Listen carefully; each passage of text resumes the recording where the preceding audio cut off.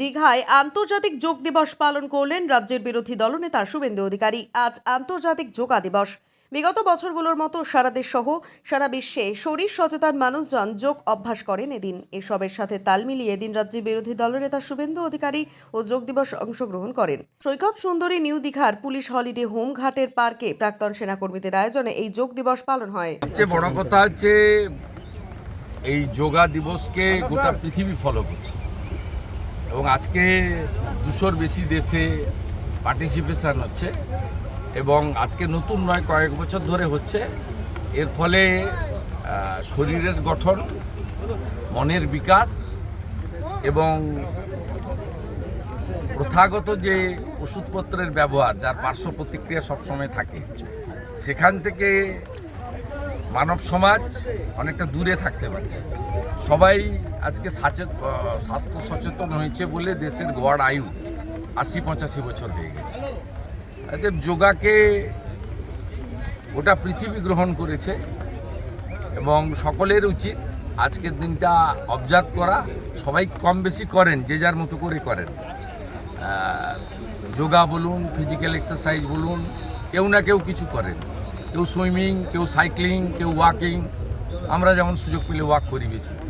তাই এরকম physical exercise এবং যোগা এটা সবাই গ্রহণ করেছে। আজকে আমরা এখানে সৈকতনগরী এক্স সার্ভিসম্যান সেল বিজেপির যারা আছেন, অবসরপ্রাপ্ত সামরিক এবং আধা সামরিক কর্মী যারা, তারা এটা অর্গানাইজ করেছেন। প্রায় 100 জন মতো তাদের মেম্বার্স পার্টিসিপেট করেছেন। আমি গত বছর অ্যাটেন্ড করেছিলাম ওল্ড দীঘাতে, আজকে নিউ দীঘাতে অ্যাটেন্ড করলাম। ছোট্ট এবং খুব মিনিংফুল অকেশন। দুর্যোগ আবহাওয়া উপেক্ষা করে এই আন্তর্জাতিক যোগা দিবস, মানুষকে কি মনে হয় যে কৃত্রিম জিম থেকে প্রকৃতির আবহে এই যোগের মাধ্যমে শরীর সচেতন করা সম্ভব হল? মানুষ গ্রহণ করে নিয়েছে, মানুষ গ্রহণ করে নিয়েছে এবং পৃথিবী ফলো করছে, যেটা দিয়ে আমি শুরু করেছিলাম। থ্যাঙ্কস টু নরেন্দ্র মোদীজি। তিনি স্বচ্ছ ভারত থেকে যোগ দিবস অনেক কিছু সমাজ সংস্কারের কাজ করেছেন। আমরা সেটাকে অনেকেই গ্রহণ করেছি। যারা এখনও গ্রহণ করেননি, যারা ভাতা ভর্তুকিতে আটকে আছেন, ধর্মান্ধতাতে আটকে আছেন, সংকীর্ণ সাম্প্রদায়িকতার আবর্তে আটকে আছেন, তাদেরকে বলবো এগুলো থেকে বেরিয়ে এসে ভারতীয় হন, ভারতীয় হন, দেশের প্রধানমন্ত্রীকে ফলো করুন। আজকে দাদা বিভিন্ন থানাতেও দেখা যাচ্ছে বিভিন্ন সরকারি কর্মসূচিতে এইগুলোকে গ্রহণ করা হয়েছে। তাহলে শেষ পর্যন্ত রাজ্য সরকার বিভিন্ন জায়গায় এখানে বিরোধিতা করে, সেখানে এই জায়গাটাকে আজকে মেনে নিচ্ছেন তারা। তো হলে ভালো, ভালো জিনিস যদি কেউ গ্রহণ করে খারাপ কিছু নয়। তো রাজ্য সরকার মানে জনগণের সরকার, কেন্দ্রীয় সরকার মানে জনগণের সরকার। একটা পার্টি সিস্টেমে তৈরি হয়। কারণ আমি যে নন্দীগ্রামের এমএলএ, আমি ভোটের সময় একটা পার্টির এমএলএ ছিলাম। এখন সমগ্র নন্দীগ্রামের জনগণের এমএলএ। শুভেন্দু অধিকারী যাদের ভোট পেয়ে এমপি হয়েছেন তাদেরও এমপি, ওনাকে যারা ভোট দেননি তাদেরও এমপি।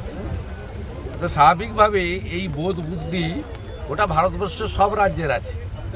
আমাদের এই রাজ্যে এই বোধ বুদ্ধির অভাব এখনও আছে।